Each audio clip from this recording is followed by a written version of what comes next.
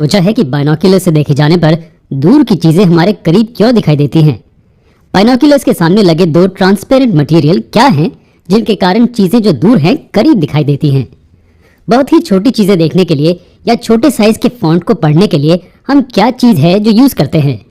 हम चश्मा क्यों पहनते हैं, चश्मा में क्या यूज होता है। इन सब क्वेश्चंस का आंसर एक वर्ड है, लेंस। बाइनोक्यूलर्स में जो दो लेंसेज हैं उनके कारण दूर की चीजें हमें नजदीक दिखाई देती हैं। हम छोटी चीजों को देखने के लिए मैग्नीफाइंग लेंस यूज करते हैं और उसमें एक लेंस होता है। और यहाँ दो तरह के लेंसेज हैं जो चश्मों में यूज होते हैं। हम चश्मा पहनते हैं जब हमारी आंखों में कोई डिफेक्ट हो। अगर किसी को मायोपिया या नियर साइटेडनेस है तो वो ऐसा चश्मा पहनता है जिनमें कॉनकेव लेंसेज हो, और अगर किसी को हाइपरमेट्रोपिया या फार साइटेडनेस हो तो वो ऐसा चश्मा पहनते हैं जिनमें कॉन्वेक्स लेंसेज हो। लेंसेज कैमरास और टेलीस्कोप्स में भी यूज किए जाते हैं। तो लेंस क्या है? आसान भाषा में हम कह सकते हैं कि लेंस एक ट्रांसपेरेंट मटेरियल है जो लाइट को किसी पैटर्न में बेंड करती है। लेंस किस पैटर्न में लाइट को बेंड करती है वो लेंस के प्रकार पर निर्भर करता है। हम लाइट के रिफ्रैक्शन के बारे में बहुत कुछ डिस्कस कर चुके हैं। हम हमारे पिछले वीडियो में देख चुके हैं कि लाइट कैसे और क्यों बेंड होती है जब वो एक मीडियम से दूसरे मीडियम में प्रवेश करती है। हम आपको वो वीडियोस पहले देखने की सलाह देते हैं। हम पैटर्न्स जिनमें लेंसेज लाइट को बेंड करते हैं उन्हें अगले वीडियो में देखेंगे। यहाँ हम कुछ प्रकार के लेंसेज देखेंगे। वैसे यहाँ दो तरह के लेंसेज हैं, सिंपल लेंसेज और कंपाउंड लेंसेज। कंपाउंड लेंसेज एक या एक से ज्यादा सिंपल लेंसेज से बनती है। फिलहाल हम सिर्फ सिंपल लेंसेज में इंटरेस्टेड हैं। एक सिंपल लेंस कैसे दिखती है? एक सिंपल लेंस एक ट्रांसपेरेंट मटेरियल है जो दो सर्फेसेस से बाउंडेड होती है। एक सरफेस स्फेरिकल होती है और दूसरा या तो स्फेरिकल या तो फिर प्लेन हो सकती है। जी हाँ, दोनों में से एक यकीनन स्फेरिकल होगी और दूसरी या तो स्फेरिकल या फिर प्लेन होगी। चलिए अब हम आपसे एक इंटरेस्टिंग क्वेश्चन पूछते हैं। इस जानकारी से क्या आप सोच सकते हैं कि कितने तरह के लेंसेज होते हैं?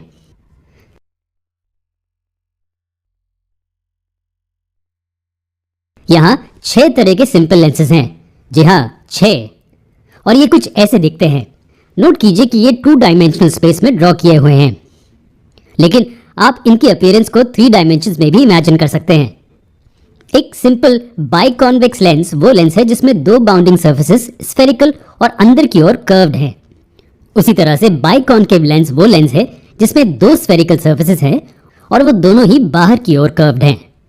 इसे सिंपल करने के लिए हम इन्हें बाइकॉन्वेक्स या बाइकॉन्केव कहने की बजाय कॉन्वेक्स लेंस और कॉन्केव लेंस कह सकते हैं। प्लेनो कॉन्वेक्स लेंस वो लेंस है जिसमें सिर्फ एक स्फेरिकल लेंस होती है जो अंदर की ओर कर्व्ड होती है और दूसरी सरफेस प्लेन होती है। उसी तरह एक प्लेनो कॉन्केव लेंस में स्फेरिकल सरफेस बाहर की ओर कर्व्ड होती है और दूसरी सरफेस प्लेन होती है। बाकी की बची हुई दो लेंसेज का क्या? इनके नाम सुनने में बहुत फैंसी है ना? इन दोनों लेंसेज में एक सरफेस अंदर की ओर कर्व्ड है और दूसरी बाहर की ओर कर्व्ड है और इसलिए मेनिस्कस को कॉन्वेक्स कॉन्केव लेंस भी कहा जाता है। ऊपर बताई गई सभी लेंसेज में से हम सिर्फ बाइकॉन्वेक्स और बाइकॉन्केव लेंसेज में इंटरेस्टेड हैं, जिन्हें कॉन्वेक्स और कॉन्केव लेंसेज भी कहा जाता है। अगले किस तरह के होते हैं इस बारे में डिस्कस किया था। ये दो सर्फेसेस से बाउंडेड होते हैं, एक स्फेरिकल होता है और दूसरा, जी हाँ, ये स्फेरिकल या प्लेन होता है। ये हैं अलग अलग तरह के लेंसेज। जो दो लेंसेज हम इस कोर्स में कवर करेंगे उन्हें बाइकॉन्वेक्स और बाइकॉन्केव लेंसेज कहते हैं। दोनों लेंसेज दो ट्रांसपेरेंट स्फेरिकल सर्फेसेस से बाउंडेड हैं, इसलिए बाय वर्ड यूज किया गया है जिसका मतलब दो होता है। बाइकॉन्वेक्स लेंस में दो स्फेरिकल सरफेस अंदर की तरफ कर्व्ड होती हैं और बाइकॉन्केव लेंस में वो बाहर की तरफ कर्व्ड होती हैं। एक और तरीका जिससे हम एक कॉन्केव लेंस और कॉन्वेक्स लेंस के बीच का फर्क बता सकते हैं वो ये है कि एक कॉन्वेक्स लेंस सेंटर में मोटा होता है और एजेस में पतला होता है, जबकि कॉन्केव लेंस एजेस से मोटा और सेंटर में पतला होता है। हम ये लेंसेज क्यों यूज करते हैं? लेंस क्या करता है? हमारे पिछले वीडियो में हमने कुछ एग्जाम्पल्स देखे थे जहां लेंसेज यूज होते हैं। एग्जाम्पल के तौर पर बाइनोक्यूलर्स और मैग्नीफाइंग ग्लासेस में यूज होता है। लेकिन लेंस काम कैसे करता है? लेंस का मेन पर्पस है लाइट को कुछ पैटर्न में रिफ्रैक्ट करना। आमतौर पर दो पैटर्न्स होते हैं, कन्वर्जेंस और डाइवर्जेंस। इन दो पैटर्न्स को पढ़ने से चलिए पहले समझ लेते हैं कि लेंस लाइट को कैसे रिफ्रैक्ट करती है। एक कॉन्वेक्स लेंस कंसीडर कीजिए और मान लीजिए एक रे ऑफ लाइट इस पर इंसिडेंट होती है एक एंगल पर। यह नॉर्मल है, उस पॉइंट पर जहां लाइट रे इंसिडेंट होती है। अब यहाँ एक पॉइंट ऑब्जेक्ट को कंसिडर कीजिए जहां से ये रे निकलती है।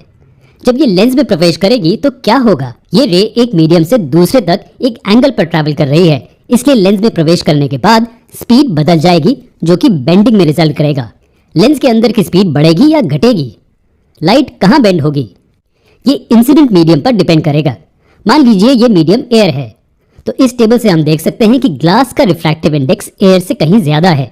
इसका मतलब है कि ग्लास एयर से ऑप्टिकली डेंसर है, इसलिए ग्लास में रे ऑफ लाइट की स्पीड कम हो जाएगी और उसके कारण ये नॉर्मल की ओर बेंड होगी। ठीक है, तो अब क्या होगा जब ये रिफ्रैक्टेड रे लेंस के दूसरे स्फेरिकल सरफेस पर पहुंच गई होगी। वहां से रेज फिर से रिफ्रैक्ट होंगी क्योंकि वो दूसरे मीडियम में प्रवेश करती हैं जो कि फिर से एयर है।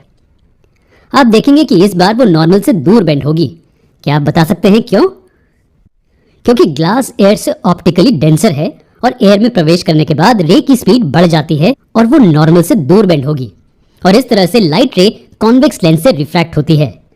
यहाँ सिर्फ एक रे इस पॉइंट ऑब्जेक्ट से निकलती है, लेकिन वास्तव में यहाँ बहुत सारी रेज हैं जो इस पॉइंट ऑब्जेक्ट से निकलती हैं और सिर्फ एक नहीं। ये सब लेंस से स्ट्राइक होने के बाद सेम ही तरीके से रिफ्रैक्ट होंगी। क्या आपने कुछ अजीब देखा? जी हाँ, सभी रेज एक कॉमन पॉइंट पर मिलती हैं। यहाँ हम कह सकते हैं कि सभी रेज एक सिंगल पॉइंट पर फोकस्ड या कन्वर्ज्ड हैं और ये उन पैटर्न्स में से एक है जिनके बारे में हम बात कर रहे थे। कॉन्वेक्स लेंस लाइट रेज को एक पॉइंट ऑब्जेक्ट से इस तरह बेंड करती हैं कि रिफ्रैक्शन के बाद ये सभी रेज एक सिंगल पॉइंट पर कन्वर्ज होती हैं और ये वो पॉइंट है जहां पॉइंट ऑब्जेक्ट की इमेज बनती है। अगर हम एक स्क्रीन इस लोकेशन पर रखते हैं तो इमेज उस स्क्रीन पर बनती है। क्योंकि कॉन्वेक्स लेंस सभी लाइट रेज को एक सिंगल पॉइंट पर कन्वर्ज करता है, हम इसे कन्वर्जिंग लेंस कहते हैं। और कॉन्केव लेंस के बारे में क्या? ये लाइट रेज को कैसे रिफ्रैक्ट करता है? हम इसे कन्वर्जिंग लेंस क्यों कहा जाता है? चलिए अब कॉन्केव लेंस को डिटेल में डिस्कस करते हैं। ये लाइट को उसी तरह से रिफ्रैक्ट करता है। एक ray of light concave lens में प्रवेश करने के बाद नॉर्मल की तरफ बेंड होती है और जब वो फिर से एयर में प्रवेश करती है तो वो नॉर्मल से दूसरी तरफ बेंड होती है। क्या कॉन्केव लेंस भी कॉन्वेक्स लेंस की तरह ही बिहेव करेंगे? क्या कॉन्केव लेंस से रिफ्रैक्ट होने के बाद रेज कन्वर्ज होंगे? अगर एक पॉइंट ऑब्जेक्ट से रेज कॉन्केव लेंस पर इंसिडेंट होते हैं तो रिफ्रैक्शन के बाद वो एक सिंगल पॉइंट पर कन्वर्ज नहीं करते। ये रिफ्रैक्टेड रेज डाइवर्ज होते हैं। इसका मतलब कि ये एक दूसरे से दूर जाते हैं। लेकिन रुकिए, क्योंकि ये एक कॉमन पॉइंट पर इंटरसेक्ट नहीं करते, क्या इसका मतलब ये है कि कोई इमेज नहीं बनती? खैर, इमेज बनती है। अगर हम ये सभी रेज को पीछे की ओर एक्सटेंड करें तो ये सब इस पॉइंट पर मिलेंगे। इस पॉइंट पर एक वर्चुअल इमेज बनती है। तो इस तरह से concave lens rays of light को रिफ्रैक्ट करते हैं। ये एक पॉइंट से आने वाली सारी लाइट को डाइवर्ज करता है, इसलिए इसे डाइवर्जिंग लेंस कहा जाता है। चलिए इन दोनों लेंसेज को साइड बाय साइड देखते हैं। तो कॉन्वेक्स लेंस पॉइंट ऑब्जेक्ट से आने वाली सभी लाइट रेज को कन्वर्ज करता है और कॉन्केव लेंस पॉइंट ऑब्जेक्ट से आने वाली सभी लाइट रेज को डाइवर्ज करता है। लेकिन ज्यादातर हमारे ऑब्जेक्ट्स बड़े होते हैं, सिर्फ सिंगल पॉइंट नहीं। तो चलिए ऑब्जेक्ट को एरो की मदद से डिनोट करते हैं। हम एरो पर पॉइंट्स ले सकते हैं और हर पॉइंट के लिए इमेज को ढूंढ सकते हैं। आखिर में पूरी इमेज पाने के लिए हम सभी इमेज पॉइंट्स को साथ में ज्वाइन कर देते हैं। ये एक रियल और इन्वर्टेड इमेज है। जब कॉन्वेक्स लेंस यूज किया जाता है तो ऑब्जेक्ट की ये इमेज बनती है। क्या ऑब्जेक्ट और इमेज सेम साइज के हैं? क्या होगा अगर हम ऑब्जेक्ट की पोजीशन बदल दे तो? क्या इमेज की पोजीशन बदलेगी या इमेज का साइज बदलेगा? इन क्वेश्चंस के आंसर्स को जानने के लिए हमारे भव्य कॉन्केव लेंसेज लाइट को रिफ्रैक्ट करते हैं। कॉन्वेक्स लेंस एक पॉइंट ऑब्जेक्ट से निकलने वाली लाइट की रेज को कन्वर्ज करते हैं और कॉन्केव लेंस एक पॉइंट ऑब्जेक्ट से निकलने वाली लाइट की रेज को डाइवर्ज करते हैं। और अगर हम इन रेज को पीछे की ओर बढ़ाएं तो ये सभी एक पॉइंट पर इंटरसेक्ट होती हैं। इमेजेस इन पॉइंट्स पर बनते हैं जहां ये लाइट की रेज इंटरसेक्ट होती हैं। कॉन्वेक्स लेंस के केस में एक रियल इमेज बनती है और कॉन्केव लेंस के केस में एक वर्चुअल इमेज बनती है। अब हम इन कॉन्वेक्स और कॉन्केव लेंसेज से बनी इमेजेस की प्रॉपर्टीज या कैरेक्टरिस्टिक्स के बारे में पढ़ेंगे। अगर आपको याद हो तो कॉन्वेक्स और कॉन्केव मिरर से बनी इमेजेस की प्रॉपर्टीज हम पढ़ चुके हैं। इस टेबल में आप देख सकते हैं कि ऑब्जेक्ट को प्रिंसिपल एक्सिस पर मूव करने से कैसे उनकी इमेजेस की पोजीशन, साइज और नेचर वेरी करते हैं। उसी तरह हमें इन दोनों लेंसेज से बनी इमेजेस की पोजीशन, नेचर और साइज को ढूंढना है। एक चीज याद रखिए कि मिरर से बनी इमेज लाइट के रिफ्लेक्शन के कारण थी, जबकि लेंसेज से बनी इमेज लाइट के रिफ्रैक्शन के कारण है। क्या आप टेबल में सी, एफ और पी टर्म्स देख सकते हैं? खैर, ये मिरर्स के पोल, सेंटर ऑफ कर्वेचर और प्रिंसिपल फोकस को रिप्रेजेंट करते हैं। हमें कॉन्वेक्स और कॉन्केव लेंसेज के लिए भी सेम टर्म्स को डिफाइन करना होगा। तो चलिए पहले इन्हें डिफाइन करते हैं। हम पहले कॉन्वेक्स लेंस से शुरू करेंगे। ये पॉइंट जो लेंस के बराबर बीच में है उसे कॉन्वेक्स लेंस का ऑप्टिकल सेंटर कहते हैं। इसे O से डिनोट किया जाता है। अब यहाँ दो ट्रांसपेरेंट स्फेरिकल सर्फेसेस हैं। इन्हें स्फेरिकल इसलिए कहा जाता है क्योंकि ये स्फीयर का एक पार्ट बनाते हैं। वास्तव में हर स्फेरिकल सरफेस एक अलग स्फीयर का पार्ट बनाती है। अब ये स्पष्ट है कि इन स्फीयर्स के सेंटर्स और रेडियाई होंगे। तो चलिए C1 और C2 को इन दो स्फीयर्स के सेंटर्स मान लेते हैं। इन सेंटर्स को सेंटर्स ऑफ कर्वेचर्स भी कहा जाता है। इन दो पॉइंट्स का क्या? OC1, OC2। अगर इस स्फीयर का सेंटर C1 है तो OC1 इसका रेडियस होगा। हम इसे रेडियस ऑफ कर्वेचर कहते हैं। OC2 इस स्फीयर का रेडियस होगा। अब जो लाइन लेंस के दोनों सेंटर्स ऑफ कर्वेचर्स और ऑप्टिकल सेंटर को ज्वाइन करती है उसे लेंस का प्रिंसिपल एक्सिस कहते हैं। अब फोकल पॉइंट्स का क्या? एक focal point centre of curvature और ऑप्टिकल सेंटर के बीच की लाइन सेगमेंट का मिड पॉइंट होती है। एक लेंस के कितने फोकल पॉइंट्स हो सकते हैं? जी हाँ, हर लेंस में दो फोकल पॉइंट्स होते हैं, एक लेफ्ट की ओर और एक राइट की ओर। चलिए इन्हें F1 और F2 मान लेते हैं। तो ये डिस्टेंस इस डिस्टेंस का आधा है और ये डिस्टेंस इस डिस्टेंस का आधा। लेंस के ऑप्टिकल सेंटर और प्रिंसिपल फोकस के बीच की दूरी को फोकल लेंथ कहा जाता है और इसे लोअर केस f से डिनोट किया जाता है। फोकल पॉइंट को प्रिंसिपल फोकस भी कहा जाता है क्योंकि ये प्रिंसिपल एक्सिस पर होता है। अब ये फोकल पॉइंट क्या है? ये सिर्फ O और C का मिड पॉइंट नहीं है। एक कॉन्वेक्स लेंस के लिए ये स्पेस में वो पॉइंट है जहां प्रिंसिपल एक्सिस से पैरेलल ट्रैवल करने वाली सभी रेज रिफ्रैक्शन के बाद कन्वर्ज होती हैं। तो एग्जाम्पल के लिए अगर हम कुछ रेज प्रिंसिपल एक्सिस से पैरेलल बनाएं तो कॉन्वेक्स लेंस से रिफ्रैक्शन के बाद ये सेम पॉइंट पर मिलेंगी और ये पॉइंट और कुछ नहीं, लेंस का फोकल पॉइंट है। एक लेंस के दो फोकल पॉइंट्स होते हैं। अगर पैरेलल रेज ऑपोजिट दिशा में आ रही हैं तो वो इस प्रिंसिपल फोकस पर कन्वर्ज होंगी। अब एक कॉन्वेक्स लेंस के दो स्फेरिकल सर्फेसेस एक दूसरे से आइडेंटिकल हैं। इसका मतलब कि दोनों प्रिंसिपल फोकाई पॉइंट O से सेम दूरी पर हैं। क्योंकि F, C और O का मिड पॉइंट है, सेंटर ऑफ कर्वेचर से ऑप्टिकल सेंटर की दूरी फोकल लेंथ की दुगनी होगी। तो हम C1 और C2 को 2F1 और 2F2 भी लिख सकते हैं। तो ये कुछ पैरामीटर्स थे जो हमने कॉन्वेक्स लेंस के लिए पढ़े। तो कॉन्केव लेंस का क्या? ये समान है। डायग्राम कुछ ऐसा दिखेगा। अगर प्रिंसिपल एक्सिस से पैरेलल रेज एक कॉन्केव लेंस पर इंसिडेंट है तो रिफ्रैक्शन के बाद ये डाइवर्ज होंगे। डाइवर्जेंस का मतलब एक दूसरे से दूर जाना। लेकिन अगर हम इन रेज को पीछे की ओर बढ़ाते हैं तो ये सभी फोकल पॉइंट पर मिलती हैं। हम एक आखिरी चीज के बारे में इस वीडियो में बात करेंगे। वास्तव में ये एक अजम्पशन है जो हम कर रहे हैं। हम अज्यूम कर रहे हैं कि एक लेंस का रेडियस ऑफ कर्वेचर लेंस के अपर्चर से बहुत बड़ा होता है।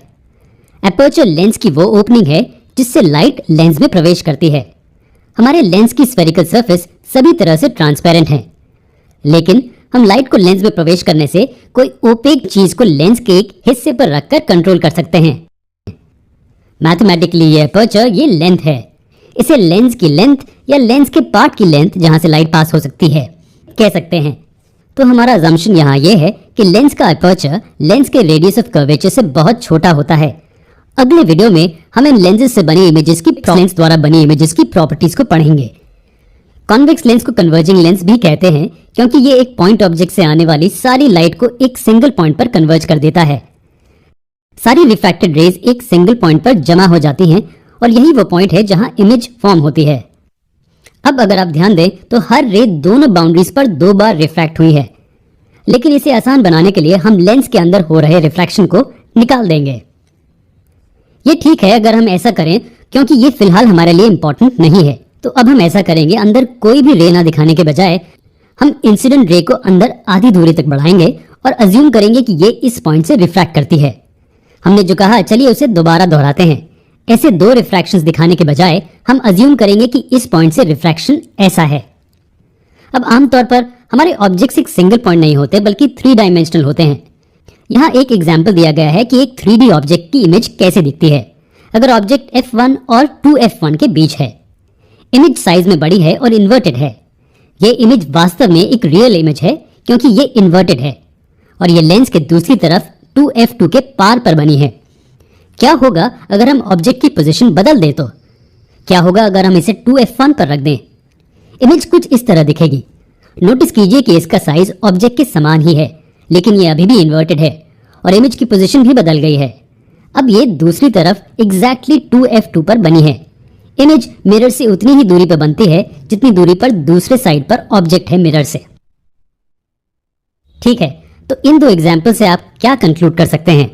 एक चीज जिसके बारे में हम श्योर हो सकते हैं कि जब हम ऑब्जेक्ट की पोजीशन बदलते हैं तब इमेज की प्रॉपर्टीज भी बदल सकती हैं। इमेज का साइज, पोजीशन और नेचर ऑब्जेक्ट की पोजीशन को बदलने से बदल जाते हैं। चलिए एक टेबल बनाते हैं जिसमें 4 कॉलम्स हैं। पहला कॉलम ऑब्जेक्ट की पोजीशन को रिप्रेजेंट करता है, दूसरा, तीसरा और चौथा इमेज की सभी प्रॉपर्टीज को रिप्रेजेंट करता है, जैसे कि उसकी पोजीशन, ऑब्जेक्ट की तुलना में उसका साइज और उसका नेचर। इमेज के नेचर से हमारा मतलब है कि इमेज रियल है या वर्चुअल। ठीक है, तो इन दो पोजीशंस के लिए हमने जो रे डायग्राम्स बनाए उनकी मदद से हम पहले ही इमेज की प्रॉपर्टीज जानते हैं। हम बाकी प्रॉपर्टीज को समझने के लिए ये दो केसेस कवर किए थे। जब ऑब्जेक्ट 2f1 पर था तो इमेज 2f2 पर बनी थी। ये ऑब्जेक्ट के साइज के समान थी और वो रियल और इन्वर्टेड थी। और जब ऑब्जेक्ट 2f1 और f1 के बीच में था तो इमेज 2f2 के पार पर बनी है। जो इमेज बनी थी वो इनलार्ज्ड, रियल और इन्वर्टेड थी। इससे पहले कि हम बाकी के केसेस को समझने के लिए आगे बढ़ें, हम चाहते हैं कि आप फिगर्स में यूज किए गए 2 इंसिडेंट रेज को नोटिस कीजिए। एक इंसिडेंट रे प्रिंसिपल एक्सिस से पैरेलल ट्रैवल कर रही है और दूसरी लेंस के ऑप्टिकल सेंटर से पास हो रही है। और आप देख सकते हैं कि रे जो प्रिंसिपल एक्सिस के पैरेलल है वो दूसरी तरफ प्रिंसिपल फोकस F से होकर गुजरती है। यह आपके लिए सरप्राइजिंग नहीं होगा क्योंकि हम जानते हैं कि रेज जो प्रिंसिपल एक्सिस से पैरेलल होते हुए एंटर होती हैं वो हमेशा लेंस के फोकल पॉइंट या प्रिंसिपल फोकस पर इंटरसेक्ट करती हैं।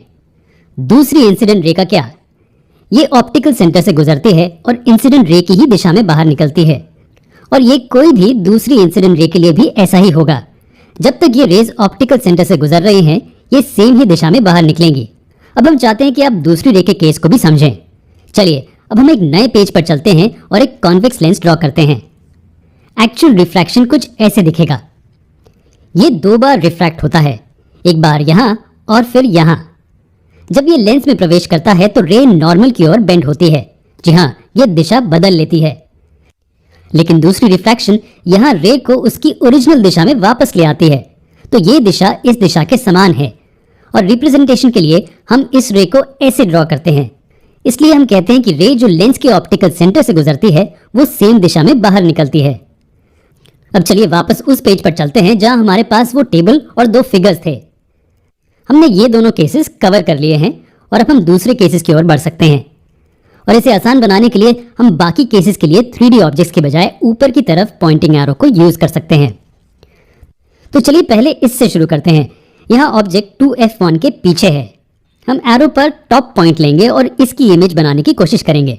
जैसे कि हमने देखा था कि ये 2 इंसिडेंट रेज सेम ही होंगी और रिफ्रैक्शन के बाद इमेज बनाने के लिए वो एक पॉइंट पर मिलेंगे। इस पॉइंट को प्रिंसिपल एक्सिस के साथ इस लाइन से जोड़ें और ये लीजिए हमारी इमेज तैयार है। इसे अच्छे से ऑब्जर्व करें और इसकी प्रॉपर्टीज को लिखें। सबसे पहले ये कि इमेज की पोजीशन f2 और 2f2 के बीच में है। लेकिन इमेज की साइज क्या है? खैर, इमेज की लेंथ ऑब्जेक्ट की तुलना में छोटी है तो इमेज साइज में छोटी है। इमेज के नेचर का क्या? ये एक रियल इमेज है और हम जानते हैं कि सभी रियल इमेजेस इन्वर्टेड होती हैं। चलिए अब ऑब्जेक्ट को f1 पर रखते हैं और सेम प्रोसीजर फॉलो करते हैं। रे जो प्रिंसिपल एक्सिस को पैरेलल है वो प्रिंसिपल एक्सिस को दूसरी तरफ f2 पर इंटरसेक्ट करेगी और ऑप्टिकल सेंटर से गुजरने वाली रे उसी दिशा में ट्रैवल करेगी। ये 2 रेज कहाँ मिलेंगी? ये कहीं नहीं मिल रही हैं। ये रेज एक दूसरे को पैरेलल हैं। तो अगर ये एक दूसरे से कभी नहीं मिलती हैं तो क्या इसका मतलब ये है कि कोई इमेज नहीं बनती है?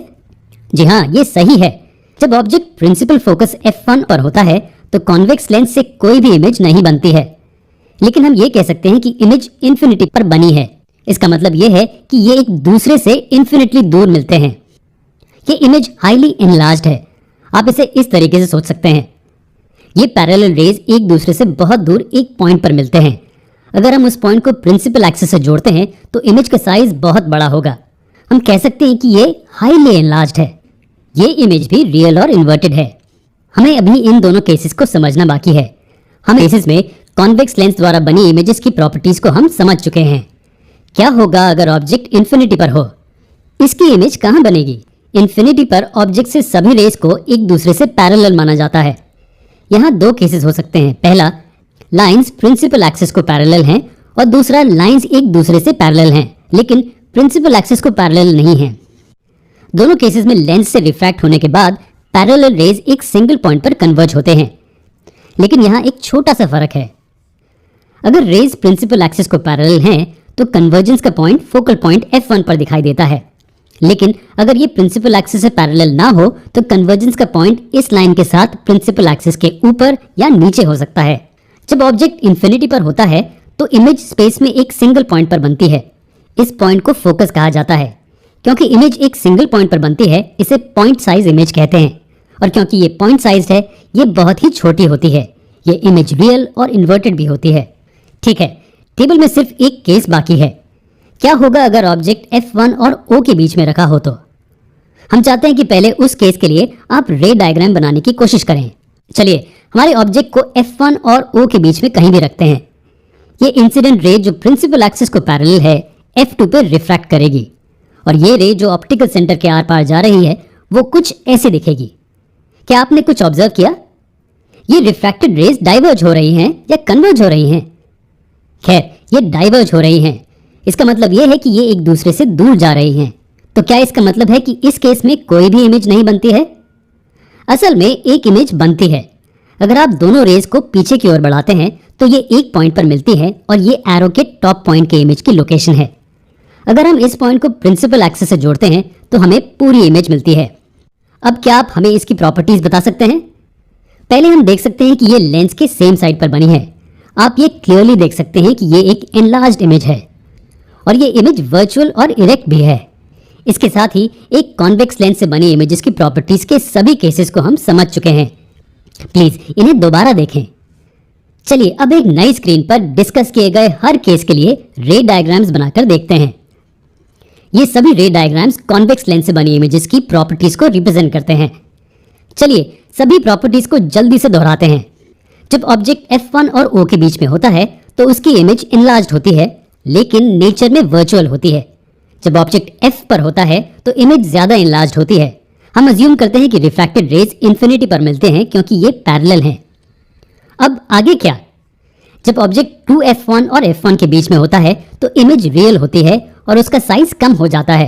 हालांकि ऑब्जेक्ट की साइज की तुलना में फिर भी बड़ी होती है और इमेज 2F2 के पार बनती है। जब ऑब्जेक्ट 2F1 पर होता है तो इमेज 2F2 पर बनती है और उसका साइज ऑब्जेक्ट के साइज के समान होता है।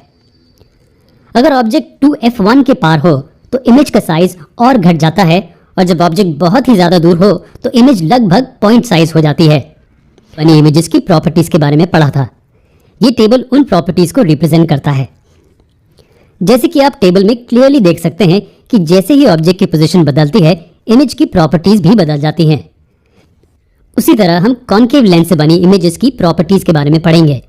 क्या आपको कॉन्केव लेंस याद है? कॉन्केव लेंस एक ट्रांसपेरेंट मटेरियल है जिसमें दो स्फेरिकल सर्फेसेस होती हैं और दोनों ही बाहर की तरफ कर्व्ड होती हैं। हम ये भी जानते हैं कि कॉन्केव लेंस डाइवर्जिंग लेंस होता है। इन्हें ऐसा इसलिए कहा जाता है क्योंकि कॉन्केव लेंस से रिफ्रैक्शन के बाद एक पॉइंट ऑब्जेक्ट से सभी लाइट की रेज एक दूसरे से दूर चली जाती हैं। हमने लेंस के अंदर होते हुए रिफ्रैक्शन को नहीं दिखाया है क्योंकि यहाँ इसकी जरूरत नहीं है। ठीक है, तो एक कॉन्केव लेंस द्वारा बनी इमेजेस की प्रॉपर्टीज क्या हैं? चलिए एक टेबल बनाते हैं जैसे हमने कॉन्वेक्स लेंस के केस में बनाया था।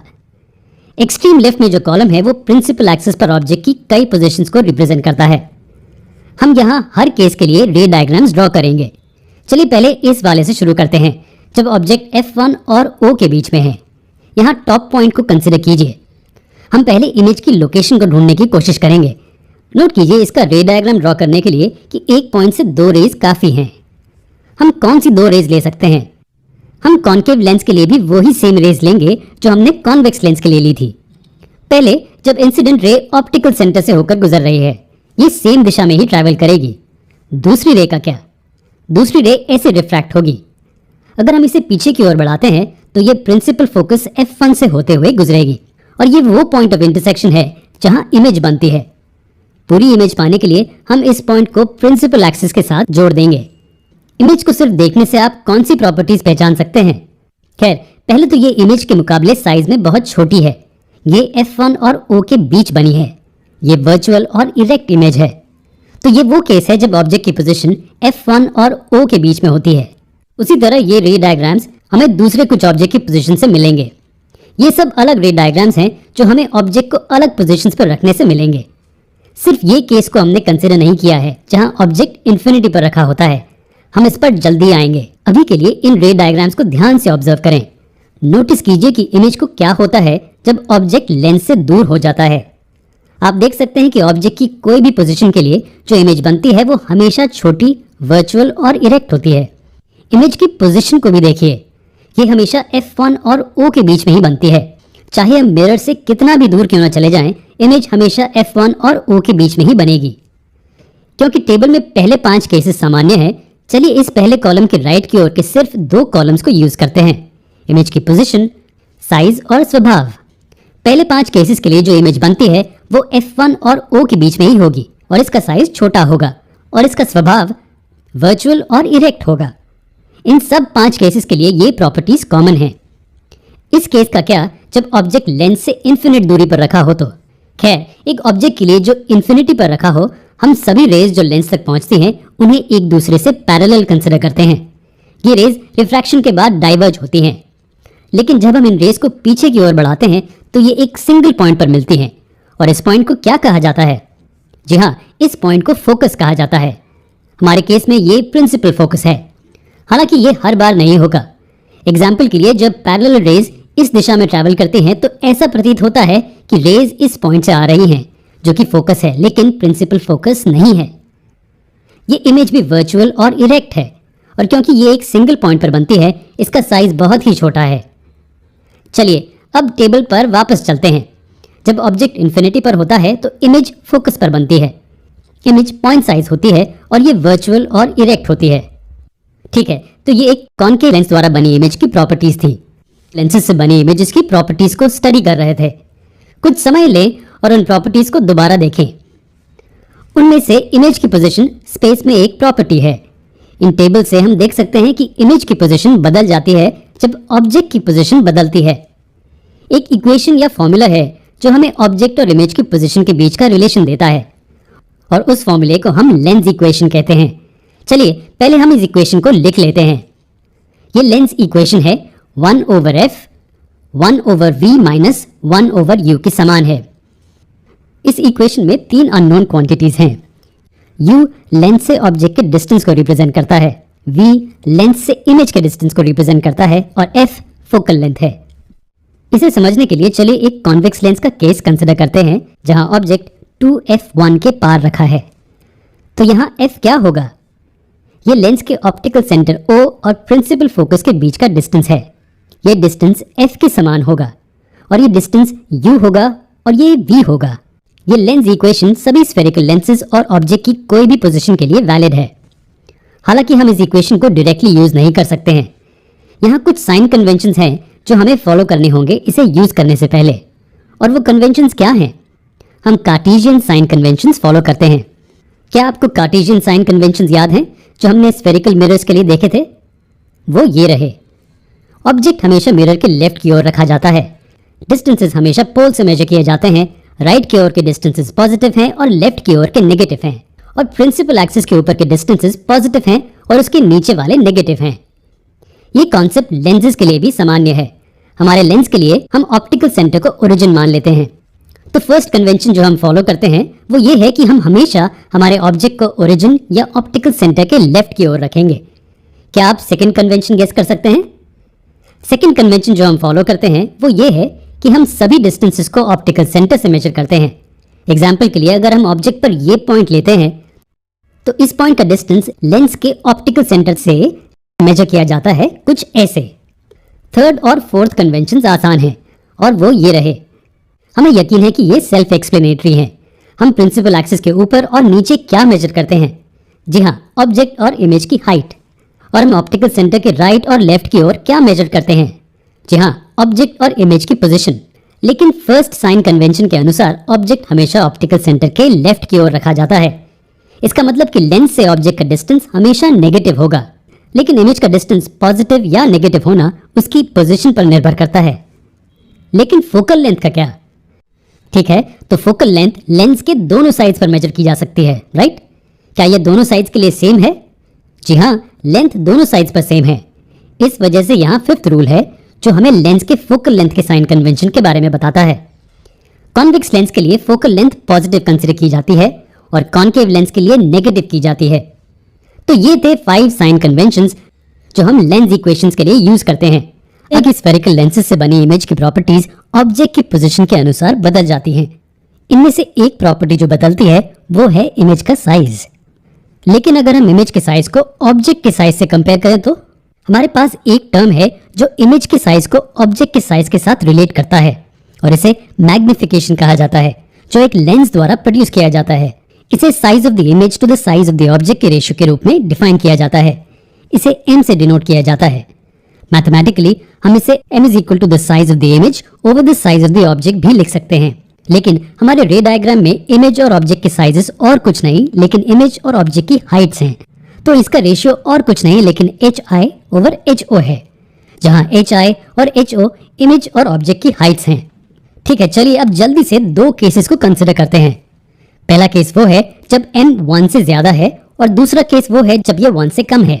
जब ये 1 से ज्यादा है इसका मतलब है कि hi ओवर ho 1 से ज्यादा है, जो इंप्लाई करता है कि hi ho से बड़ा है। और इसका क्या मतलब है? अगर रेशियो 1 से बड़ा है तो इमेज का साइज ऑब्जेक्ट से बड़ा है, या दूसरे शब्दों में हम बोल सकते हैं कि ये इमेज इनलार्ज्ड है। क्या होगा अगर मैग्निफिकेशन 1 से कम हो तो इमेज का साइज ऑब्जेक्ट के साइज से कम होगा। इस केस में बनी इमेज डिमिनिश्ड है। अब इस क्वेश्चन को आंसर कीजिए, कॉन्केव लेंस में प्रोड्यूस हुआ मैग्निफिकेशन कितना होगा? खैर, कॉन्केव लेंस के केस में इमेज का साइज ऑब्जेक्ट के मुकाबले में हमेशा छोटा होगा, इसलिए कॉन्केव लेंस का मैग्निफिकेशन हमेशा 1 से कम होगा। अब इस चैप्टर में एक और कॉन्सेप्ट रह गया है और वो एक लेंस के पावर का है। लेकिन इस टॉपिक पर आने से पहले हमें कुछ और समझने की जरूरत है। क्या होगा अगर लाइट की रेज जो प्रिंसिपल एक्सिस से पैरेलल है वो कॉन्वेक्स लेंस पर इंसिडेंट हो? जी हाँ, ये सभी फोकल पॉइंट पर कन्वर्ज होंगी। चलिए अब दूसरा केस कंसिडर करते हैं। मान लीजिए हम एक दूसरा कॉन्वेक्स लेंस लेते हैं जो पिछले वाले से बीच में ज्यादा मोटा है। इसके प्रिंसिपल फोकाई यहाँ स्थित हैं। अब क्योंकि लेंस मोटा है, इस दूसरे वाले कॉन्वेक्स लेंस की फोकस लेंथ पहले वाले से कम होगी। क्या होगा अगर लाइट रेज जो प्रिंसिपल एक्सिस की पैरेलल हैं इस दूसरी लेंस पर इंसिडेंट हो? कुछ खास नहीं, वो भी फोकल लेंथ पर कन्वर्ज होंगी। लेकिन दोनों केसेस को ध्यान से ऑब्जर्व कीजिए। क्या आपने कोई डिफरेंस नोटिस किया? दूसरे लेंस में लाइट रेज पहले केस के मुकाबले में ज्यादा बेंट होती हैं। जी हाँ, दूसरे केस में लाइट ज्यादा डेविएट होती है। ऐसा ही कुछ कॉन्केव लेंस के लिए भी होता है, सिर्फ इतना ही कि रेज यहाँ डाइवर्ज होंगे। अगर हम 2 कॉन्केव लेंसेज लेते हैं जिनमें से एक दूसरे वाले से ज्यादा मोटा है तो लेंस जो ज्यादा मोटा है वो रेज को ज्यादा बड़े एंगल से बेंड करेगा। इसे ध्यान में रखते हुए चलिए अब लेंस की पावर को डिफाइन करते हैं। लेंस की पावर एक डिग्री है जिससे लेंस लाइट को डिविएट करता है।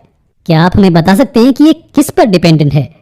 जी हाँ, लेंस की पावर एक लेंस की फोकल लेंथ से रिलेटेड होती है, या हम ये भी कह सकते हैं कि ये लेंस की थिकनेस पर डिपेंडेंट है। और वो रिलेशन क्या होगा? खैर, हमने देखा कि जब फोकल लेंथ कम होती है लेंस लाइट को बड़े एंगल से डिविएट करती है। फोकल लेंथ जितनी कम होगी डिविएशन उतनी ही ज्यादा होगी। उसी तरह फोकल लेंथ जितनी ज्यादा होगी डिविएशन उतनी ही कम होगी। तो क्या अब आप हमें ये रिलेशन बता सकते हैं? जी हाँ, एक लेंस की पावर लेंस के फोकल लेंथ की रेसिप्रोकल है, P equal to 1 over F। हम ये भी कह सकते हैं कि ये लेंस के फोकल लेंथ के इन्वर्सली प्रोपोर्शनल है। इसकी SI यूनिट डायोप्टर है और इसे D से डिनोट किया जाता है और इस फॉर्मूला में F फोकल लेंथ है मीटर्स में। चलिए अब हम आपसे एक आसान सा सवाल पूछते हैं, एक लेंस की पावर 1 डायोप्टर कब होगी? जी हाँ, जब इसकी फोकल लेंथ 1 मीटर होती है। एक और चीज है कि कॉन्केव लेंस की पावर को नेगेटिव कंसिडर किया जाता है और कॉन्वेक्स लेंस की पावर को पॉजिटिव कंसिडर किया जाता है। ये सिर्फ एक कन्वेंशन है जिसका हमें पालन करना है। चलिए इसे समझने के लिए एक आसान एग्जाम्पल लेते हैं। मान लीजिए कि हमारे पास एक कॉन्वेक्स लेंस है जिसकी पावर प्लस 2.5 डायोप्टर है। इसकी फोकल लेंथ क्या होगी? खैर, पहली चीज जो हमें नोट करनी चाहिए वो है पॉजिटिव साइन। पावर पॉजिटिव है क्योंकि ये एक कॉन्वेक्स लेंस है। इसकी पावर पॉजिटिव 2.5 डायोप्टर है। हम जानते हैं कि P 1 ओवर F होता है। दोनों तरफ रेसिप्रोकल को लेते हुए हमें F 0.4 मीटर्स मिलता है। इसका मतलब यह है कि इस कॉन्वेक्स लेंस की फोकल लेंथ 0.4 मीटर्स है। ये नेगेटिव होगी या पॉजिटिव? फोकल लेंथ भी पॉजिटिव ही होगी। ऐसा क्यों? ये इसलिए क्योंकि साइन कन्वेंशन के अनुसार एक कॉन्वेक्स लेंस की फोकल लेंथ पॉजिटिव कंसीडर की जाती है।